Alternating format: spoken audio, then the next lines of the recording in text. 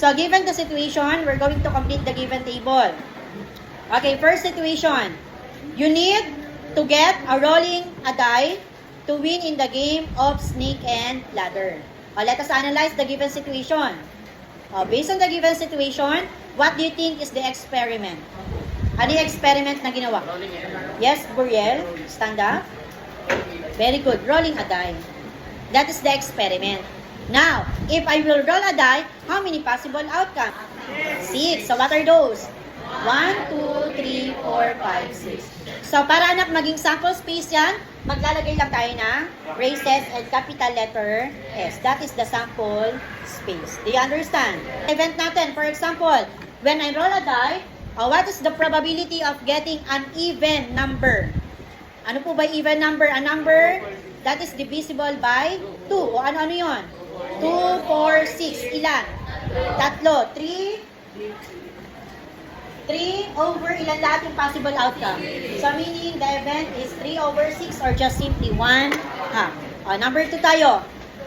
Buzz and Jeff are playing cards. Buzz needs to draw a card numbered 5 to win in the game from a well-shuffled number 5, 8, 9, 2, and 7 cards.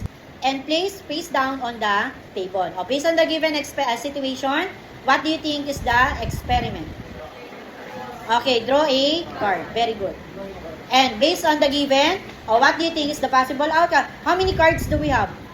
5 lang. So, what are the possible outcomes?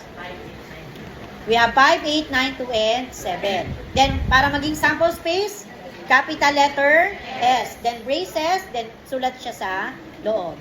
Now, based on the given, what is the probability of getting a prime number? Ano po ba yung prime number? The only factor is 1 and itself. For example, si 5 po. Ano ang factor ni 5? Mag-isip ng dalawang number na kapag pinag-multiply ko, 5 ang lalabas. 5 times 1. Meron pa po ba? Therefore, 5 is a prime number. Ang factor niya lang ay 5 at 1. Sarili at 1. So, how about si 8? Ano-anong factors ni 8? 4 times 2. Ano pa? Ilan yung factors? So, therefore, 8 is not a prime number. Si 9 ba ay prime number?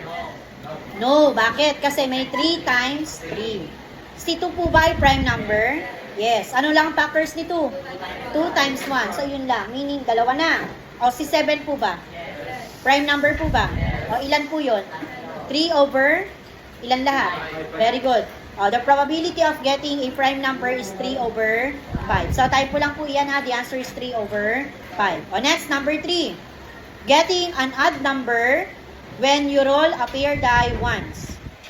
What is the probability of getting an odd number when you roll a pair die once? First, what is the experiment? Very good. Rolling a die pa rin. What are the possible outcomes when you roll a die? Okay, anyone? Sabilyo. Yun pa rin po. 1, 2, 3, 4, 5, 6. Para maging sample space, lalagyan ng capital letter S, then braces.